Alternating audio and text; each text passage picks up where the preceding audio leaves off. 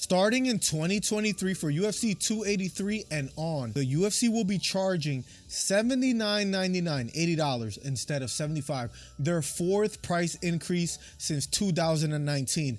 Now, it used to be $60 per pay-per-view. ESPN Plus used to be $4.99 and now it's $10 per month, right? So why the increases? Why are fans being charged more to spectate these fights? And an interesting quote that I read online was that during the start of the ESPN deal in 2019, if an MMA fan bought all 13 pay-per-views and paid for the monthly subscription, it will cost them $839.75 for the year. In 2023, that total would now be at $1,159.75 if they don't increase the ESPN Plus subscription price for the entire year. Now, you probably seen Dana White saying, it's not our call, that's ESPN's call. We don't have any say in that. Gave the pay-per-views to ESPN, so yeah, that's their decision. You know how I feel about that stuff. I don't love when prices get raised, but not my decision, it's theirs. I also read, which I think you guys will find interesting, is the way the UFC's deal is structured has ESPN paying them more each year with reported annual increases of roughly around 5%.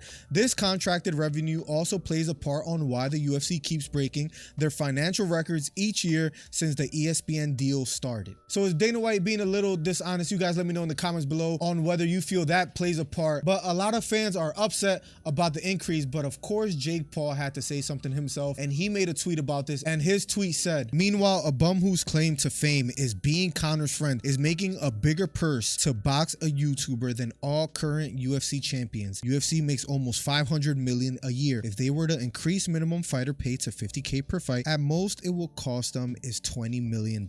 Now, does the UFC put on great fights? Yes. Do they put on great events? Yes. Do the best generally fight the best? It almost seems like the UFC is headed the wrong direction in that sense, where it almost seems like if you don't have a big enough name, it doesn't matter how long of a win streak you go on. The person who's going to get the title fight is a person that's the most popular, and they're the ones that are going to be in the spotlight. Now, also, you add on to that fighter pay, like Jake Paul mentioned before, and how fighters are not getting paid a $50K minimum. You see Paulo Costa now complaining about fighter pay, Jared Cannonier before, Francis Ngannou, John Jones feel he's not getting paid what he's worth. The quality of the judges in the UFC, where they have seemed to make really bad decisions, the most recent one being Paddy Pimblett versus Jared Gordon. We've been seeing more and more bad judging, fighters complaining about not making enough pay, and now the price of the pay-per-view increased another $5. Now, I doubt this will be the straw that breaks the camel's back. I just think that heading into 2023, there are a lot more complaints by the fighters, a lot more complaints by the fans, but the quality of events is not necessarily improving, in my opinion. But let me know your guys' thoughts. Is this a big deal? It